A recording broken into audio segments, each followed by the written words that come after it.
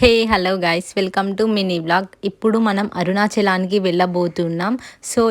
So రండి చూద్దాం. నేను ఫస్ట్ టైం విజిట్ చేస్తున్నా అరుణాచలానికి. నా ఫస్ట్ ఎక్స్పీరియన్స్ ఎలా ఉందో మీతో షేర్ చేసుకోబోతున్నా.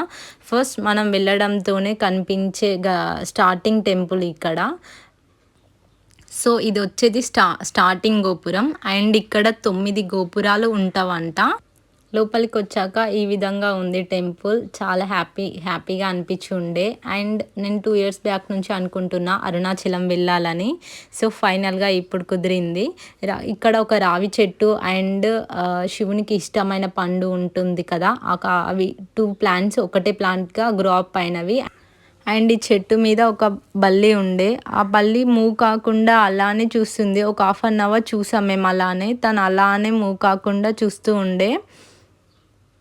ఫస్ట్ మేము టెంపుల్కి వెళ్ళి మొక్కేసుకొని గిరి ప్రదర్శన